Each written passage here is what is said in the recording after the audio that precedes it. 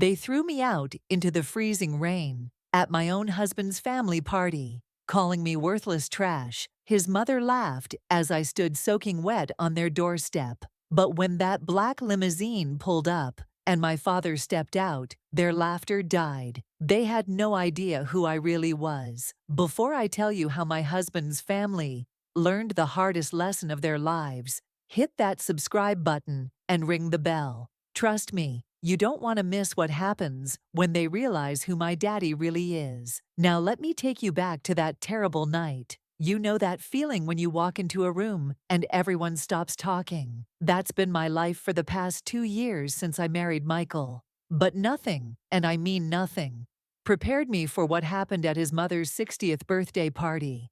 Let me tell you this story from the beginning, because by the end of it, you're going to understand why some people should really think twice before they judge others. My name is Alicia, and I'm 28 years old. I grew up bouncing between foster homes my whole life, never knew my real parents, never had a family to call my own. When I met Michael 3 years ago at a coffee shop downtown, I thought my luck had finally changed. He was charming, successful, and he made me feel like I mattered for the first time in my life. But Michael came with baggage, his family, the Hendersons, old money, big house in the hills, and the kind of people who think their bank account makes them better than everyone else. From day one, they made it clear that I wasn't good enough for their precious son. His mother, Beverly, would smile to my face and then whisper to her friends about how Michael was going through a phase with me. The night of the party, I spent 3 hours getting ready.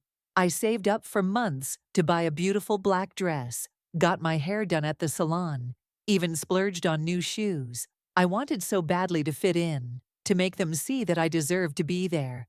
Michael picked me up in his BMW, and I remember thinking maybe tonight would be different. Maybe tonight they'd finally accept me. I was so wrong. The Henderson mansion was lit up like a palace. Valets were taking cars, servers were walking around with champagne, and everything sparkled like something out of a movie. As soon as we walked through those massive front doors, I felt it. The stares, the whispers. Beverly rushed over to greet us, and she hugged Michael like he'd been gone for years, then looked at me like I was something stuck to the bottom of her shoe. "Alicia," she said, my name dripping from her lips like poison. "How nice that you could make it." She didn't even try to hide the disappointment in her voice. "I do hope you'll be comfortable. This crowd might be a bit sophisticated for someone with your background." Michael squeezed my hand and whispered that I looked beautiful, but I could already feel him pulling away. That's the thing about my husband that I learned too late. He's brave when it's just us, but the moment his family enters the picture, he becomes a completely different person. The party was everything you'd expect from rich people trying to impress other rich people. Ice sculptures, a full orchestra, food that looked too pretty to eat. I tried to make conversation with the other guests, but every single interaction felt like a test I was failing. They'd ask where I went to college, and when I mentioned community college, their smiles would freeze. They'd ask about my family, and when I said I was raised in foster care, they'd suddenly remember they needed to refresh their drinks. But I pushed through it. I smiled. I nodded. I laughed at their jokes, even when they weren't funny. I was determined to prove I belonged there, even if it killed me. Then came the moment that changed everything. I was standing near the dessert table, trying to blend into the background, when one of Beverly's friends bumped into me. Hard. The champagne glass in my hand went flying, and red wine splashed all over Beverly's white designer dress. The room went dead silent. Every conversation stopped. Every eye turned to look at us. "Oh my God," I stammered, grabbing napkins. "I'm so sorry. Let me help you clean that up." But Beverly stepped back like I was diseased. "Don't touch me," she hissed. Then, loud enough for everyone to hear, she said, "I should have known better than to let someone like you around decent people." This is exactly what I expected. The humiliation burned through my chest like fire. I looked around for Michael, hoping he would say something, do something, stand up for his wife. But he was frozen, staring at the floor like a coward. His own mother was calling me trash in front of a room full of people, and he said nothing. Beverly wasn't done. She stepped up onto a small platform where the band had been playing and called for everyone's attention.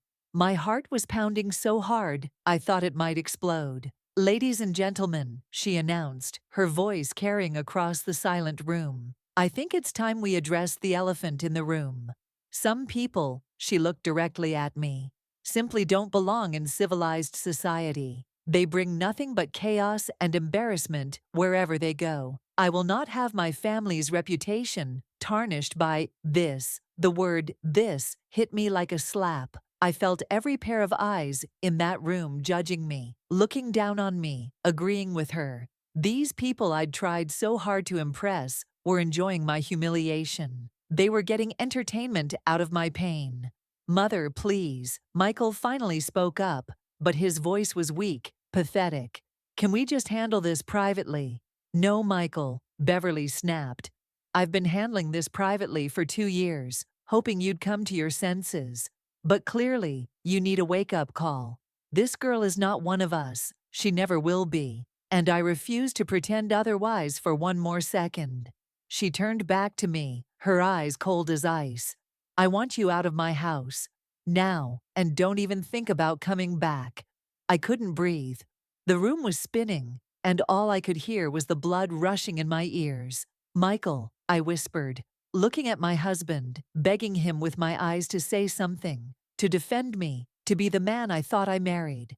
But he looked at his mother, then back at me, and I saw the choice he was making. "Maybe it's best if you just go home, Alicia. We can talk about this tomorrow." My own husband, the man who promised to love and protect me, was throwing me away like garbage because his mommy told him to. I felt something die inside me in that moment. Not just my marriage, but my hope, my belief that I could ever be enough for anyone. "Fine," I said, my voice barely a whisper. "I'll go." But Beverly wasn't satisfied with just kicking me out. She wanted to twist the knife. "Security," she called out. "Please escort this person off the property. And make sure she doesn't take anything that doesn't belong to her." Security. She called security on me like I was some kind of criminal. 2 big men in suits appeared out of nowhere and flanked me on either side. The room was completely silent, except for the sound of my heels clicking on the marble floor as they walked me to the door. Just before we reached the exit, I heard Beverly's voice one last time. "Some people need to learn their place in this world. And her place is definitely not here." Then I was outside, and the massive wooden doors slammed shut behind me with a sound like thunder. That's when I realized it was storming. Not just raining, storming. Lightning was cracking across the sky, and the rain was coming down so hard I could barely see 3 feet in front of me. I was standing on their circular driveway, in my expensive dress and new shoes, completely soaked within seconds, with nowhere to go. My phone was almost dead, and I didn't have enough money for a taxi. Michael had driven me there, so I didn't even have a car. I was stranded at the top of this hill in the middle of nowhere, in a thunderstorm, with a family of rich people inside, probably laughing about how they'd finally gotten rid of me.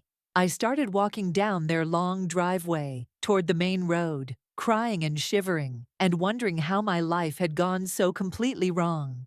The rain was so cold, it felt like needles against my skin. My dress was ruined, my hair was plastered to my head, and my new shoes were already falling apart from the water. But you know what hurt worse than the cold and the rain? The realization that I was completely alone in the world again. Just like when I was a kid, bouncing between foster homes. I thought I'd found a family with Michael, but it was all a lie. I was right back where I started. Nobody and nothing, with nowhere to belong. I was about halfway down the driveway when I saw headlights cutting through the rain. At first, I thought maybe Michael had come to his senses and was coming to get me. But as the vehicle got closer, I realized it wasn't Michael's BMW. It was a long black limousine, the kind you see in movies. The limo pulled up right next to me and stopped. The back window rolled down, and I saw a face that made me gasp out loud. It was like looking in a mirror, but older. Same dark skin, same high cheekbones, same deep brown eyes. This man looked exactly like me, but in a way that seemed impossible. "Alicia," he said, his voice gentle but urgent. Alicia Thompson. Thompson was my maiden name, the name I'd had in foster care. Nobody called me that anymore, except for official documents. How did this stranger know that name? Who are you? I asked, backing away from the car. The man stepped out of the limo, not caring that he was getting soaked by the rain. He was tall and distinguished, wearing an expensive suit that probably cost more than I made in 6 months. But what struck me most was his eyes. They were filled with tears. "My name is Robert Thompson," he said, his voice breaking. "And I've been looking for you for 20 years. I felt like the ground had opened up beneath me. Thompson, the same last name I'd grown up with. The only connection I had to a past I'd never known. I don't understand," I whispered. "You're my daughter," he said, stepping closer. "My baby girl. I've been searching for you since the day you disappeared from the hospital." The world stopped spinning. Everything went quiet, except for the sound of rain hitting the pavement. This couldn't be real. This couldn't be happening. My father, the father I'd dreamed about my entire childhood. The father I'd imagined 1,000 times, but never thought I'd meet. "That's impossible," I said, shaking my head. "I was abandoned. I was put up for adoption. My parents didn't want me." "No," Robert said firmly. "That's not what happened. Not even close." He pulled out his phone and showed me a photo of a young black woman holding a baby. The woman had my exact face, just younger. The baby had my eyes. "This is your mother, Angela. She died in a car accident when you were 6 months old. I was in the military, deployed overseas. By the time I got back to the States, the system had already placed you in foster care. They said I had no legal rights because Angela and I weren't married. I've been fighting courts and hiring investigators for 20 years trying to find you." I stared at the photo, my whole world reshaping itself. "Why now? Why did you find me now?" "Because 3 months ago, my investigator finally tracked you down. I've been watching from a distance, trying to figure out how to approach you. Tonight, I was working up the courage to knock on your door when I got a call from someone who said they saw a young black woman being thrown out of a party in a storm. The description matched you perfectly. Someone had called him. Someone at the party had seen what happened and called my father. I couldn't process it all. This man, this stranger who looked like me, was claiming to be the father I'd dreamed about my whole life. And he'd shown up at the exact moment when I'd lost everything else. "I know this is overwhelming," he continued. "I know you have no reason to trust me. But please, let me get you out of this rain. Let me tell you the whole story. Let me show you who you really are." Behind us, I could see lights from the Henderson mansion. Inside that house were people who thought they were better than me, who had just humiliated me in the worst way possible. People who saw me as nothing. But standing in front of me was a man who claimed to be my father, who said he'd spent 20 years looking for me. "Who are you really?" I asked. "I mean, what do you do?"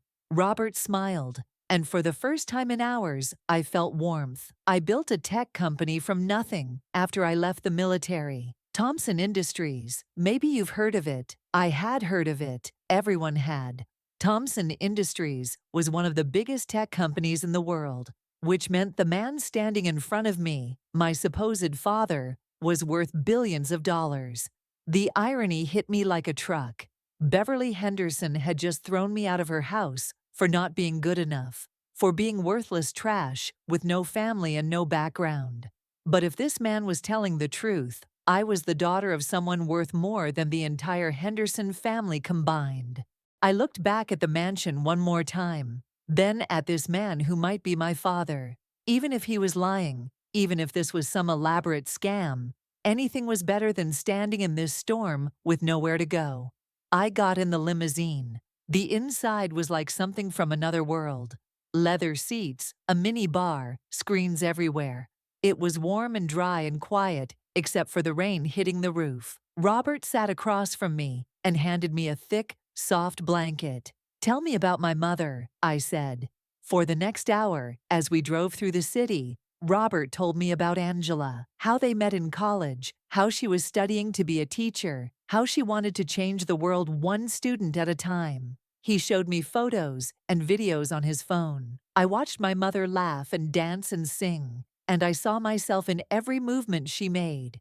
He told me about the night I was born, how happy they were, how Angela held me and said I was going to do amazing things with my life. He told me about the accident that took her away, about coming home from deployment to find that his baby girl had vanished into the system. I never stopped looking, he said. I hired the best investigators money could buy. I offered rewards. I put my resources behind finding you. And tonight, when I finally worked up the courage to approach you, fate put you right in my path. By the time we pulled up in front of a massive building downtown, I was crying again. But these weren't tears of sadness or humiliation. These were tears of recognition, of finally understanding who I was and where I came from.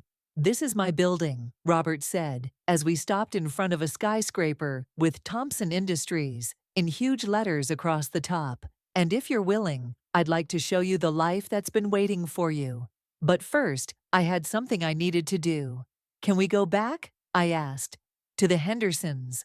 Robert looked confused. "Why would you want to go back there?" "From what I saw, they treated you terribly." "Because," I said, feeling strength flowing through me that I'd never felt before. "Because they need to learn who they just messed with." Robert smiled, and I saw something dangerous flash in his eyes. "Now you sound like my daughter." 20 minutes later, we were pulling back up the circular driveway of the Henderson mansion. But this time, we weren't alone.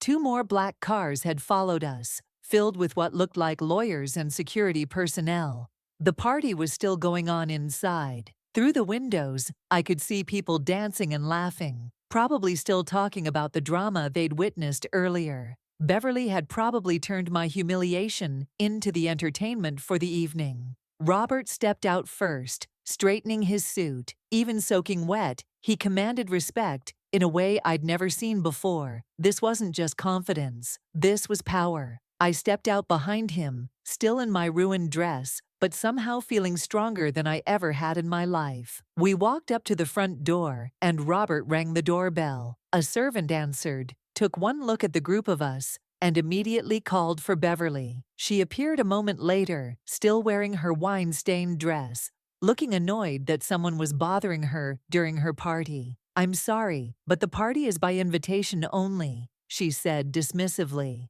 Then she saw me standing behind Robert, and her face twisted into something ugly. "And you are definitely not welcome here, Mrs. Henderson," Robert said, his voice calm, but carrying an authority that made Beverly take a step back. "I'm Robert Thompson. I believe you know my daughter." Beverly looked confused. "Your daughter?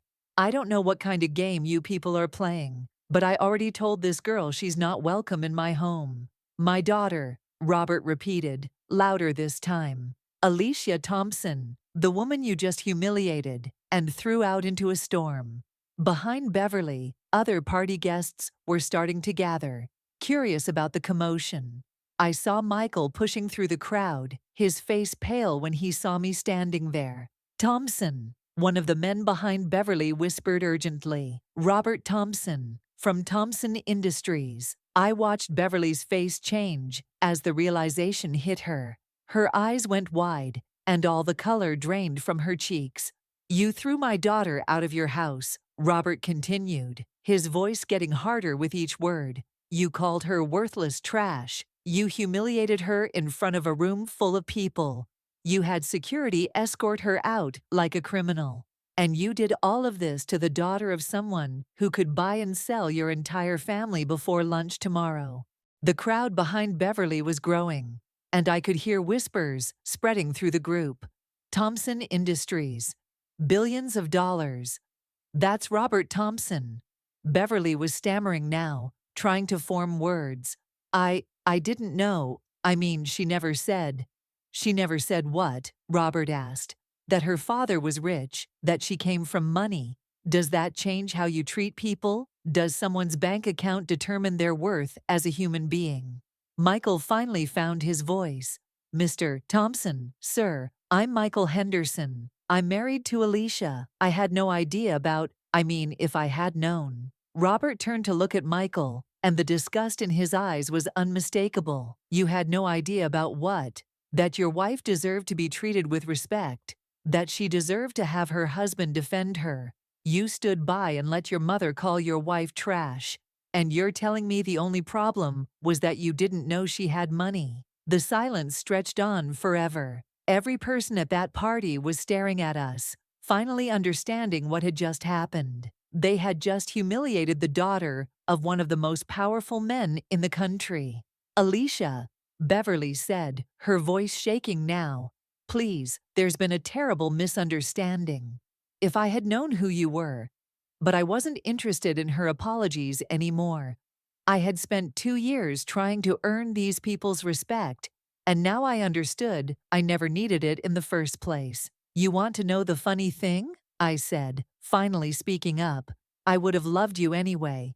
If you had just treated me like a human being, if you had just shown me basic kindness, I would have been the best daughter-in-law you could have asked for. Money wouldn't have mattered.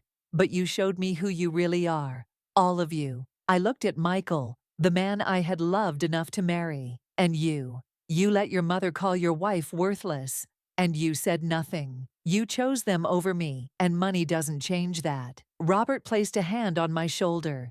"We should go," he said gently. "You don't owe these people anything else." But before we left, one of the men who had come with us stepped forward. He was clearly a lawyer, expensive suit and briefcase and everything.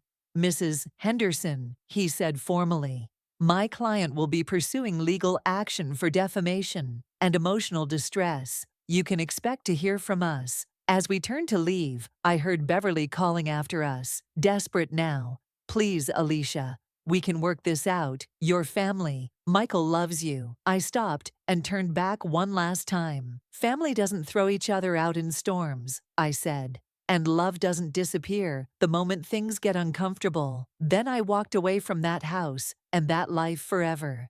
6 months later, I was living in a penthouse apartment that my father bought for me, working at Thompson Industries in a job that actually mattered, and learning what it felt like to have a real family. Robert and I spent hours every week just talking, making up for 28 years of lost time.